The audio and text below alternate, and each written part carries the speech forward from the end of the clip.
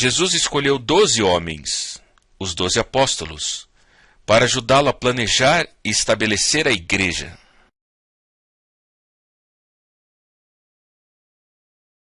Jesus disse aos apóstolos: "O tempo é chegado", dizia ele. "O reino de Deus está próximo." Evangelho de Marcos, capítulo 1 e verso 15. Ainda no capítulo 9 e verso 1 do mesmo evangelho, ele lhes disse: "Garanto-lhes que alguns dos que aqui estão de modo nenhum experimentarão a morte, antes de verem o reino de Deus vindo com poder." Note que alguns dos apóstolos estariam vivos quando chegasse o reino dos céus. De fato, todos, menos Judas, estavam vivos quando veio.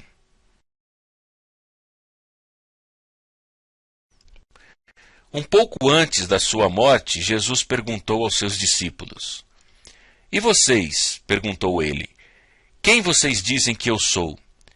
Simão Pedro respondeu: "Tu és o Cristo, o Filho do Deus vivo." Respondeu Jesus: "Feliz é você, Simão, filho de Jonas, porque isto não lhe foi revelado por carne ou sangue, mas por meu Pai que está nos céus. E eu lhe digo que você é Pedro, e sobre esta pedra edificarei a minha igreja, e as portas do Hades não poderão vencê-la. Eu lhe darei as chaves do reino dos céus." Mateus capítulo 16, verso 15 a 19. Concluímos desses versículos que Jesus edificaria sua igreja, a qual ele identificou como sendo o reino dos céus.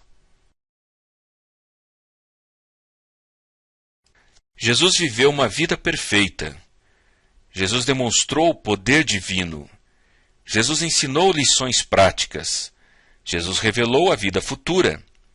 E Jesus planejou a igreja. Mas Jesus foi rejeitado pelos seres humanos.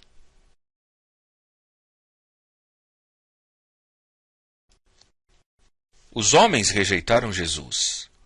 Havia um grupo, como os dos apóstolos, que não o rejeitou, mas muitos dos líderes religiosos queriam sua morte.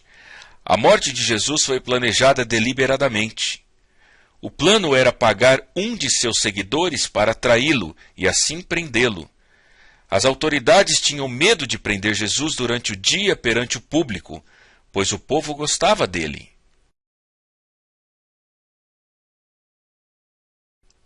Judas encontrou uma boa ocasião na noite em que Jesus estava orando no jardim do Getsêmani. Judas levou as autoridades e os soldados até lá. Chegando, beijou Jesus no rosto para identificá-lo. Judas recebeu 30 moedas de prata pela traição. Jesus deixou o palácio de Pilatos em direção à cruz.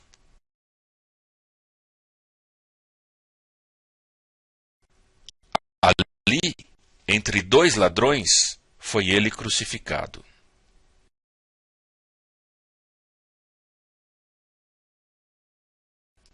A morte de Jesus foi por crucificação.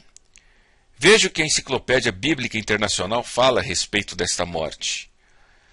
O sofrimento causado pela morte por crucificação era intenso, especialmente nos climas quentes.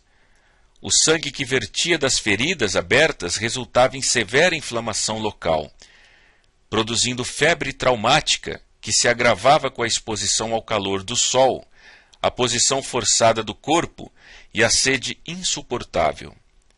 As feridas ficavam inchadas ao redor dos pregos e dos tendões partidos, e os nervos dilacerados provocavam agonia lancinante.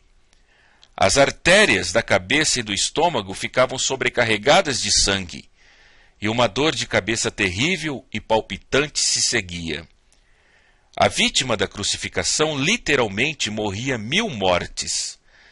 Não era raro sobrevir o tétano, e as convulsões subsequentes faziam abrir mais as feridas e aumentar ainda as dores, até que por fim as forças físicas se exauriam e a vítima mergulhava na inconsciência e na morte.